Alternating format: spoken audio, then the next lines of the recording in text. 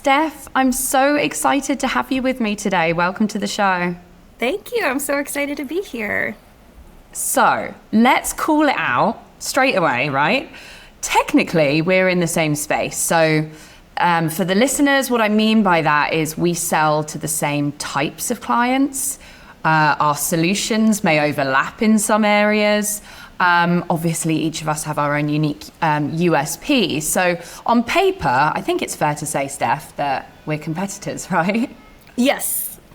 Yes, but we could still have love between us. Exactly. I think for both of us, and this was what was so interesting, I think we've both agreed that sales, it's never felt like that dog-eat-dog world to me, and certainly not for you either. And I've never been interested in trying to trample over others to win. And it's always been about connection and community and supporting other amazing women in this industry. So I'm so glad that we decided to do this. We were both at an awards ceremony last week and we both won, you as an individual. So well done on that, Steph. That's a huge achievement. Thank you. Steph won the Solution Seeker Award for an agency that we both work with.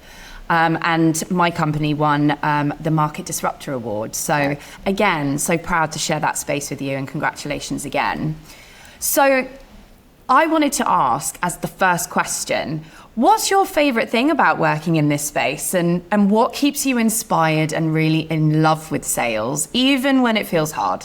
Yeah, that's a good question. So there's a few things. I would say one is the relationships that I've built over the years. I truly love working with my clients. I currently am in an agency role, so I focus primarily on agencies where I started my career on the agency side. So it's always nice to connect with people who, are from my roots, really. So that is really special to me. I knew early on in my career that I didn't want to be on the agency side. I just love the rat race of sales. It really amps me up. I love being in control of my own success. So I know the harder I work, the more successful I'll be, where that's not necessarily the case in other areas of different people's careers. So that's what really drives me, is I want to be in control of my own success, and I love it. Amazing. And I agree, the relationships that you can form with customers. I mean, some of the people that I've worked with who work at agencies that we sell to, so to speak, have become some of my best friends, which is amazing. Yeah. Same. Yeah. And something I also didn't mention is, so initially, before I even started in this industry, I wanted to be in a career where I can help people, right? So social work or psychology. But early on, I realized that wasn't necessarily the right path for me. So this is my way to be able to give back to people in a different way. I think some people, it's unconventional, but I really do feel like that's part of what we do as sellers, is we're helping buyers with a particular need to solve their problem. So that really also drives me in my career. It's so true. And that was, I went onto a podcast a while back, I'm talking a year ago. And I think the title of the podcast was something about selling being a giving profession. And the guys who were interviewing me sort of found it quite funny. They were like, you're the first person that I've interviewed that have said that selling is giving and is helping. And I'm so glad that you said that, Steph, because it is. Fundamentally, we are helping buyers to overcome challenges. We're helping them hit their KPIs. We're helping them hit their goals. And that's just one side of it. There's so much that goes on behind the scenes of what we do to give back to them, which I'd like to dig into later. But thank you for sharing that, because it aligns a lot with what I'm trying to do at Wise, which is inspiring women into this field. Because if you do love helping people, if you are a giver, then this profession is right for you. Don't be scared of it. It's not a scary place, right? Right, exactly. If you're doing it right, it shouldn't be scary. Right, and the culture, we could go into that for hours. But yes. Look, one thing I'm really interested in talking to you about, and actually we obviously had a little pre-record natter, and we were talking about this topic specifically, which is you're a mum. You're a mum to two beautiful boys. Yes. And, in my eyes, that makes you superhuman. I think it's a lot to balance caregiving and work responsibilities. I have a dog, a cute white fluffy dog, and I struggle with that even to manage it day to day. And being totally honest, I think one of the things that's always really bothered me is when people just casually say like, oh, women can have it all. Women can be a mother. Women can be a badass at work. Women can just do everything. Because honestly, to me, Steph, that sounds really hard and it sounds exhausting. Yep. So my first question is, do you think, it's a big question, do you think women can actually have it all? Or do you think that's just a shiny myth that we're all told to chase and is exhausting us? Yeah, so I told you I was going to keep it real. Yeah. And I will. So in my opinion, I think women can have it all, just not all at the same time. So there are moments in my week where I feel like I'm crushing it at work. I'm, having amazing meetings. I'm just really doing an amazing job at work. Those are the moments where I feel like I'm not as present as I should be with my children, where sometimes they'll mention to me, like, I miss you, or like, I sleep in your bed because I don't see you during the day, things like that. And then there's other times when I'm fully present with my children. I'm attending their school shows or whatever it may be, and I feel like I should be working more, and I'm not as attentive to my clients in that very moment.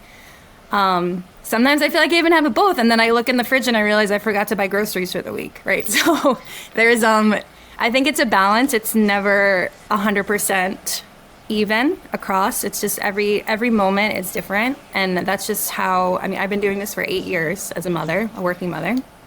So I think over time I've just figured out a rhythm that works best for me.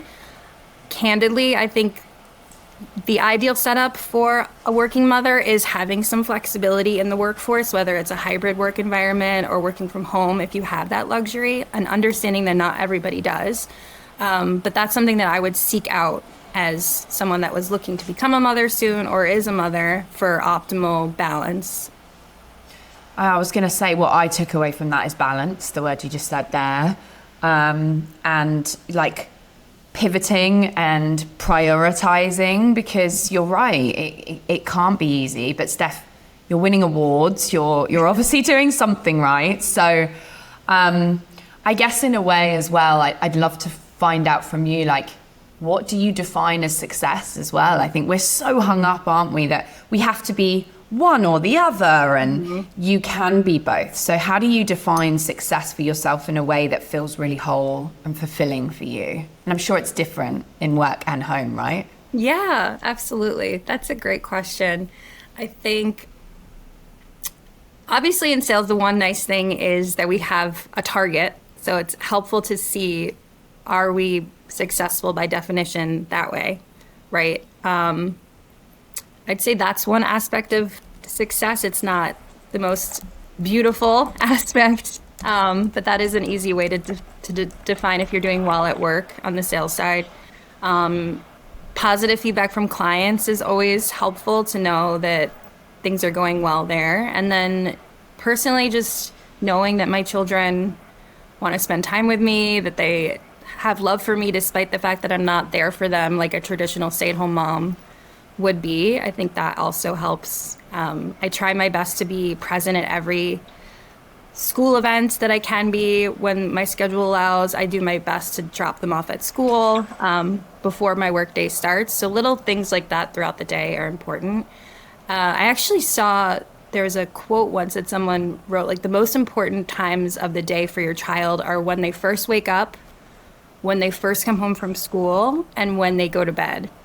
So if you're there for those, say, 15 moments of the day, you're killing it, right? Like, everyone thinks you need to be there 100% of the time for your children. And that is such a luxury for some mothers, if that's what they choose or have the ability to do. But for those who are working mothers and feel that they're missing out on their child's lives, like, to know that you're there for those pivotal moments are really so key.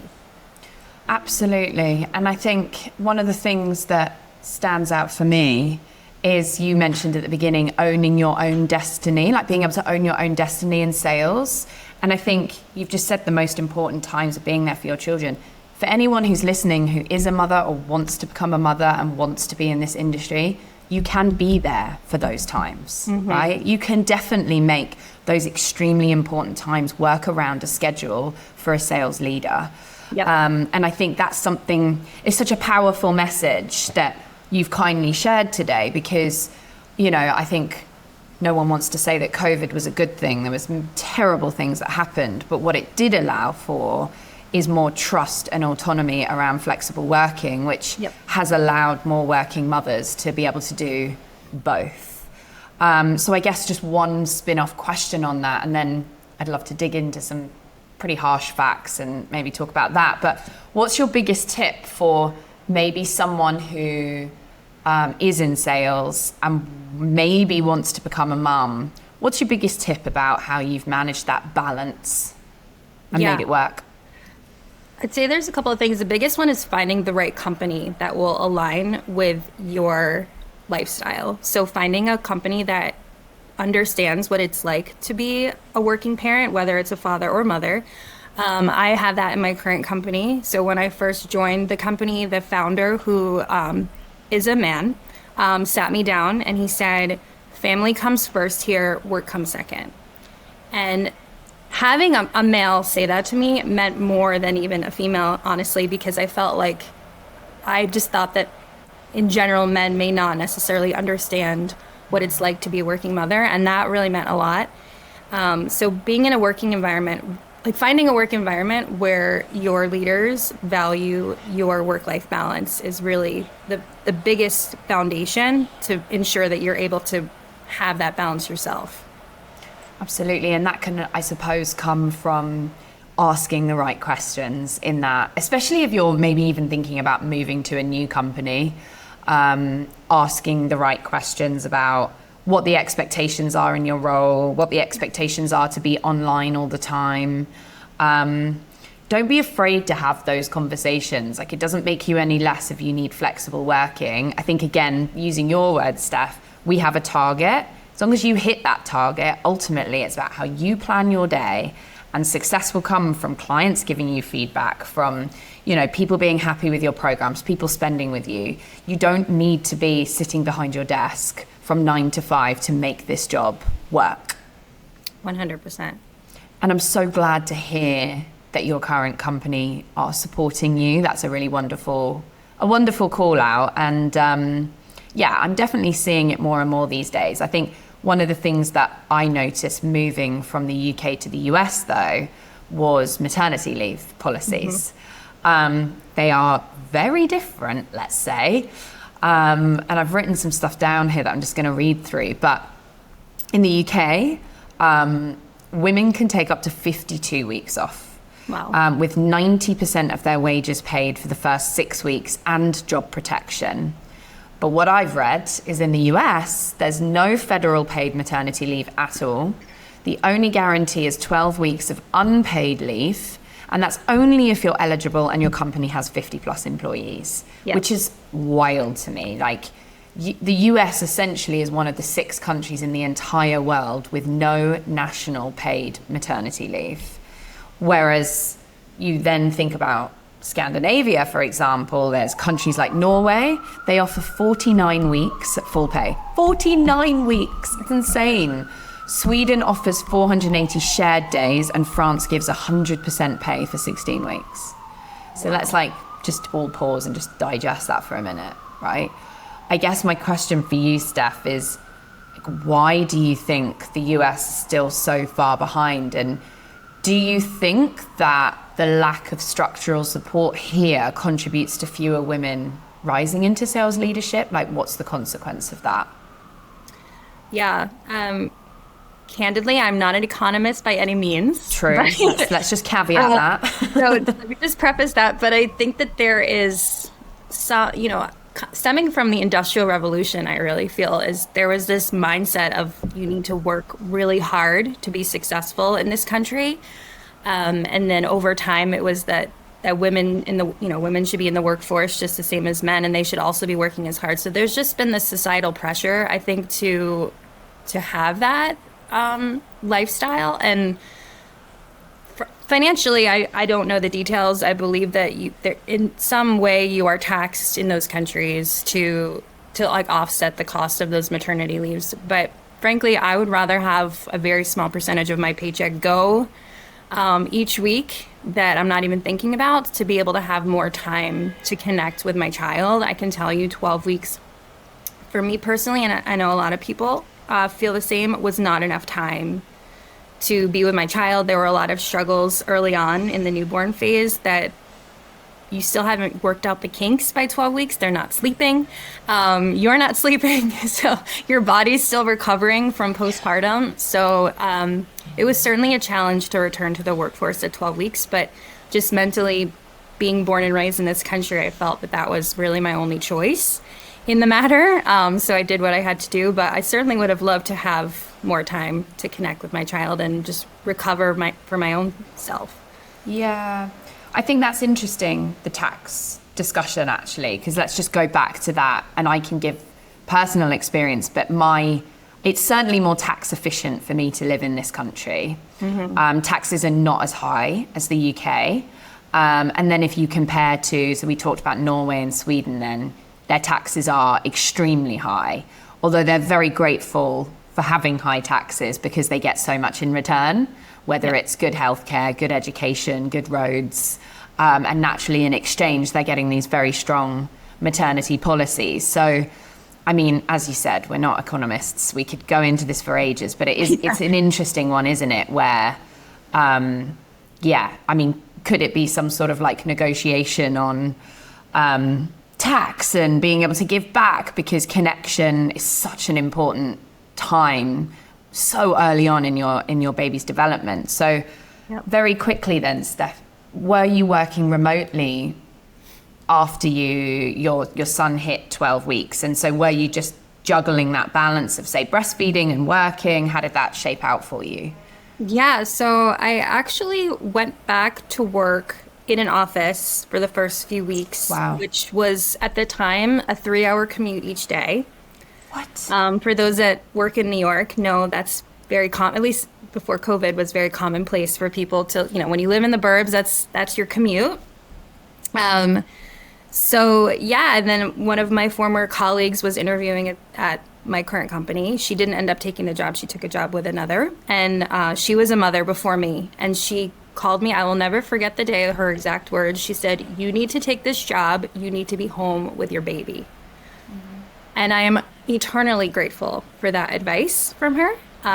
So without even knowing much about the company, I had come from a competitor that had a much bigger name in the space. So as you know, because you went through this yourself, in sales, sometimes it's very risky to go from an established company to a startup, right? So I took the risk to have that balance with my family, and it was the best thing I could have ever done for myself, my career, and my family. So I'm very grateful.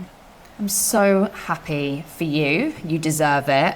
And I'm so happy. Again, let's just say, ladies, anyone listening, there are companies out there that can give you that support. And you do not have to feel that you are doing 3-hour commutes every day and being in the office. You can get that balance, right? So thank you for sharing that, Steph. It's a very brave thing to share. But it's going to touch a lot of people who are maybe a bit nervous, and can see that you are making it work. You're extremely supported and you're smashing it. So keep it up, because you're an inspiration for all of us. That's my hope. So I do hope that I help inspire other women to live their best lives. So thank you for saying that.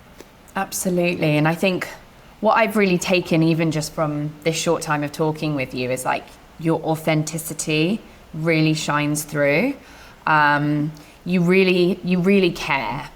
And it got me thinking about, we were talking about obviously important topics that you'd want to share. And you mentioned about a story the other day where a client had mentioned how rare it is to work with reps who are truly genuine. That was literally their words. And how you've shown up for their business, how you've gone, let's go back to the beginning, you're giving back, you genuinely care about them.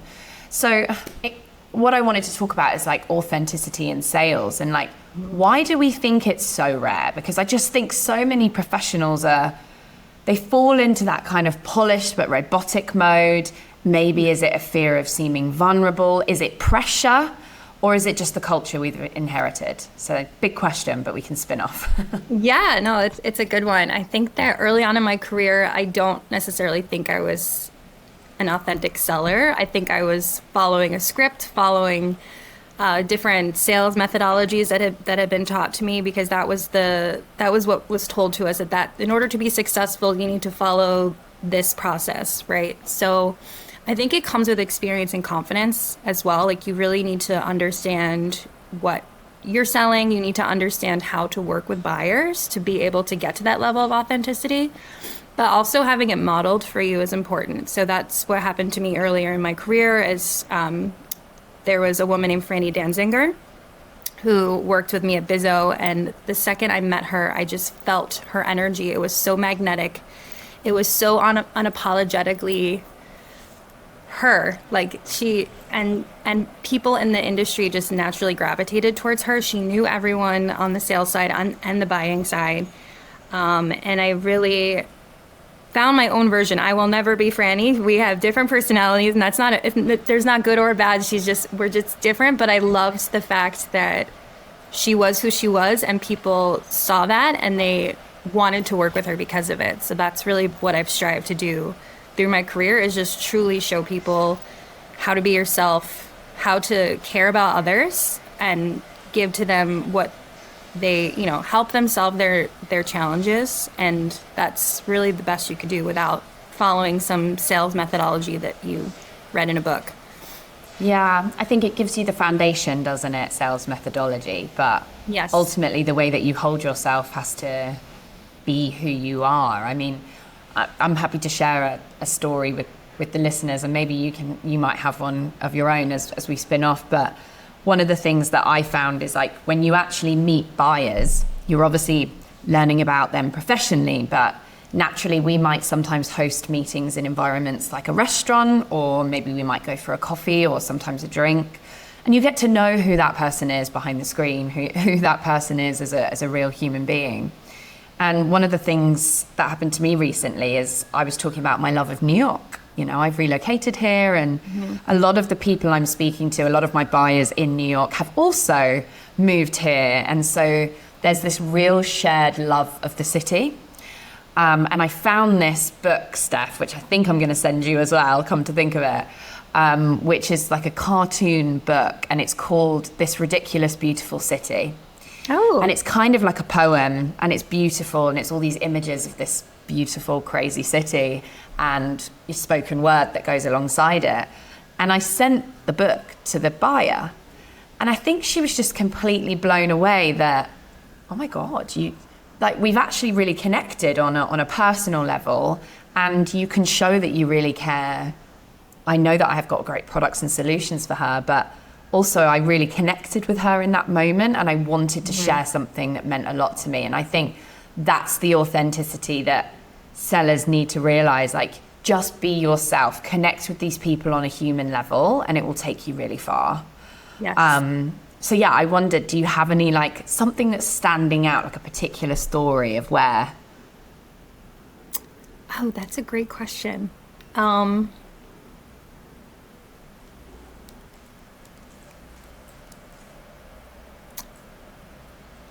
So I'm working on an opportunity currently with a buyer who I consider a friend at this stage. And we were talking through, there were a couple of other vendors that they were considering. And recently she's shared that she's planning to move forward with us because she just genuinely enjoys working with me. She feels like I care about her business. I care about her. I want them to succeed. And that really meant a lot to her in her evaluation process. So it's really funny because as I'm talking about myself, I realize, like, as women, we're so bad at giving ourselves praise, right? So it makes me uncomfortable to, like, share this story. But yeah, so it just made me feel good to know that it's not, that people recognize what I'm putting out for them. The effort that I give to their business is well received. So that meant a lot to me to hear that. Well, I'm glad you've shared it. I'm such an advocate of self-promotion.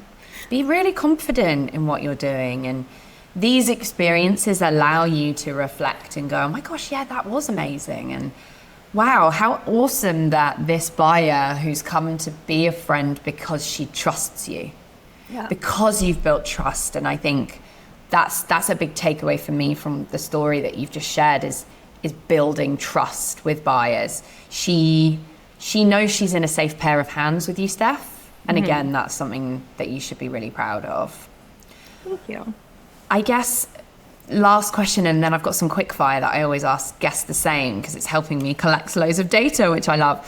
But do you think, going back to being a woman in sales, do you think that we're held to these different standards when it comes to being authentic and genuine? And how can we model a kind of new kind of leadership that blends ambition, that blends being real, and that upholds this like empathy, this empathic leadership? Yes, I think that oftentimes being genuine as a woman can be misconstrued as unintelligent. Like kindness can be viewed as unintelligent sometimes. And that's something that I'm very aware of. So I try to validate my knowledge of their business by showing how much I do know about their business. I'm very meticulous when I put proposals together for clients. I think that's something that some salespeople overlook, the attention to detail in typical New York. Oh my God, I actually kind of want to leave it in, you know? Yeah, totally. It's so funny. Of authenticity.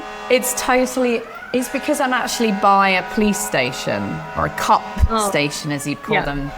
Yeah, down there. So, yeah. I love it. Sorry, Steph. I miss it sometimes. No, it brings me back to my home with my roots. It's still going. Give it a second. Give it a minute. You might want to call out the window and tell them we're recording a podcast We're here. on a really important podcast here. God. Well, I hope everything's okay in New York. Yes, I hope they are okay. That's very true. Yes, I'll be praying for those people. Yes, so I was saying, yes, I take a lot of care in the recommendations I put together for clients, which takes extra time. Candidly, like I will be the first to admit that I am not a dial for dollar seller. I'm not the type. I'm just not best suited for a role where it's heavy into prospecting. I'm much more of a relationship seller where I need less clients, more time to cultivate and grow that relationship. So I do take the time to make sure that the recommendations I put together are expertly crafted. They truly understand the ins and outs of their business and the solutions that they need to solve their issues. I think that offsets the stigma for women who are authentic and kind as being unintelligent, is giving them the proof that I may seem, I may come off that way initially maybe, but then you realize that I really do understand how to best work with you. So I think that means a lot. Yeah, the devil in the detail, isn't it? Yep. And I think there's a really big lesson for sellers as well and I've seen it happen time and time again in my career, is like they panic. So you spend a lot of time cultivating this relationship, and then the proposal lands on your desk and there's a specific deadline. Let's face it, Steph, our industry is not very kind on deadlines. They might give us 2 days or 24 hours sometimes to get something back. Yeah. And there is this total panic. Which can result in a lack of work that is not up to standard, that is not meticulously curated or crafted, and is rushed. So I guess one quick question that I thought of, how do you manage deadlines with clients? Are you quite bold and brave to ask for extensions because of the detail of your work? Yes, that's a good one. Depends. If their deadline is completely unrealistic, I will have to be upfront with them. And I always lead with, to your point, I want to put together the most strategic recommendation I can for you. And in order for me to do so, that will require an additional day or whatever it may be. I will certainly do my best to get this to you by your deadline. But if I need a little bit more time, that's why. I'm not just dilly-dallying. I really want the time needed to make sure that you have the best recommendation possible. And people are usually understanding of that. Don't panic, just ask, is what I say to the team here. Yep. We work a 4-day work week here, Steph, at Interlink. And we're pretty, committed to that. There's no calls, there's no one asks anything of anyone on a Friday. I mean, I'm recording this lovely podcast on a Friday. Yeah. And my leadership team are well aware that I do my side hustle on a Friday. And actually what I've learned is there are quite a lot of deadlines that can come in from our clients with the ask for Friday. But when we tell them that our office is closed for well-being of our employees, can we have it Monday? 9 times out of 10, they say yes. Yeah. And they know that they're going to get, the quality from this team and business. So I think that's a really nice way to finish up, which is like, don't be afraid to ask and push, because really caring, being a genuine, authentic sales leader, putting forward something really valuable to your customer is so much better than rushing it. Yes, 100%. Okay, let's go into quickfire, shall we? The first one is my favorite one because I've heard so many different things, and my goal at the end of the year is to collate all of these traits and be able to tell, future sellers what they should be thinking about. But what do you think is the one trait, number one for you, that is most critical for a sales leader or sales success today? Yeah, and we touched on this quite a bit, but I would say empathy is really understanding your clients, what they need, and how you can help them is like the key to success. Absolutely. Okay, who is a female sales leader or mentor that has most inspired you on your journey? I think you mentioned someone earlier, but is it the same or someone different? I will double down and say Franny Danzinger has really been a huge inspiration for me in my career. So thank you, Franny. By the way, I think you should talk to her about a future podcast episode. Yes, so, yeah, would love that. And I'll put Franny's, if you've got her LinkedIn, in the show notes as well, so people can follow her. Because one thing I will say to the listeners again, build your network of people that inspire you. My LinkedIn is not just my buyers, which are marketers.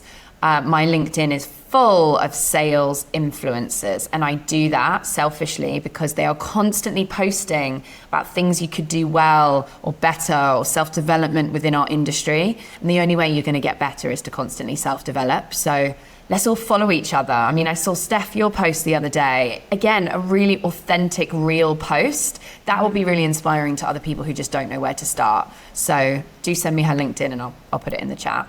Yes, I love that. Thank you. And then the last one is, is there like a book or maybe a podcast that, has really influenced you? It will probably sound super cliche after this discussion, but I would say How to Win Friends and Influence People has been a big one for me. Yeah, if anything, it was just validation that just stay on this path. This is the right path to success. So I find this so weird. I think it's called serendipity, is that how you say it? When something's said and then it pops up again somewhere else. But my dad had sent me that book the other day and said, I think you'd really enjoy this book. And I haven't read it yet, Steph. So I feel like this is my calling, that I now need to read that book. Yes, you'll just find it. You're reading about yourself, to be honest. So it will be validation for you as well that you're doing the right thing. So keep doing what you're doing. Amazing. And I think that's interesting as well that you didn't mention a sales methodology book, because I'm asking for books that have influenced you in your style. It doesn't always have to be foundational sales methodology. It can also be human connection and human behavior that can make you the best seller possible. Yes. Agreed. Amazing. Well, look, Steph, you are awesome. Keep doing what you're doing. Thank you so much for joining us. You're an inspiration, and thank you for your honesty today as well. Thank you. This was so fun. I really appreciate you having me. Absolutely. Well, we'll speak to you soon.